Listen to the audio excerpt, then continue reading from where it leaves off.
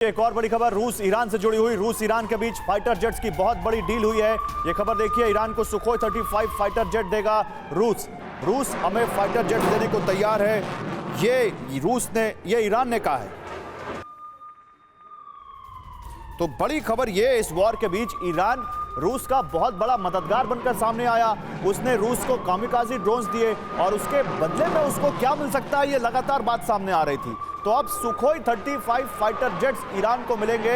ये ईरान ने कहा है कि रूस हमें फाइटर जेट्स देने को तैयार है। क्या ये फाइटर जेट्स की डील मिडिल ईस्ट के इक्वेशंस को बहुत इफेक्ट करेगी या कोई फर्क नहीं पड़ेगा? और मिडिल ईस्ट में ऑलरेडी जो बहुत कुछ घट रहा है उसको देखते हुए इस डील को कैसे देखें? रूस ईरान के बीच सुखोई 35 फाइटर जेट की डील, ये टाइम्स ऑफ इजराइल का दावा है।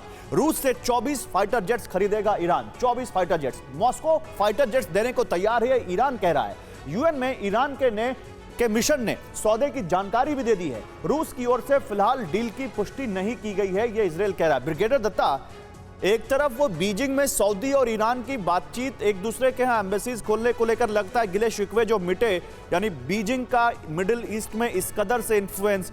दूसरी तरफ रूस ईरान को यह हथियार दे रहा है और वो भी फाइटर जेट्स, जिसको लेकर इजराइल बहुत आपत्ति जताता रहा है। ये हो क्या रहा है मिडिल ईस्ट में, कुछ समझ में आ रहा है आपको? देखिए, मिडिल ईस्ट में जिस तरह के समीकरण उभर के आ रहे हैं, आपने हाल ही में देखा था कि इजराइल ने मतलब कथित रूप से कुछ अटैक्स किए थे। हाँ। और हाल ही में एक रिपोर्ट आई थी जिसमें कहा गया था कि भाई ईरान किसी भी दिन ये डिक्लेरेशन कर देगा कि भाई वो उसने अपना जो न्यूक्लियर प्रोजेक्ट है उसको सक्सेसफुली अंजाम दे दिया है।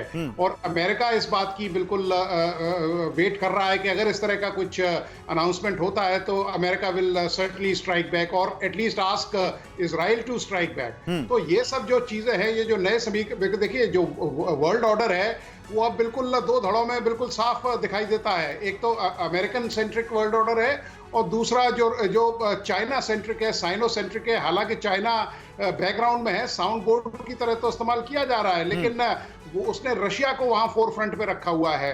तो इस तरह के जो समीकरण उभर के आ रहे हैं वो यकीनन इस विश्व को तीसरे जो छोटा सा कमेंट समय मेरे पास कम है, मैं यहाँ पर अचल सर का लेना चाहता हूँ। अचल सर, डिप्लोमेसी को आप यहाँ पर जोड़ें अगर, तो आपका क्या असेसमेंट है?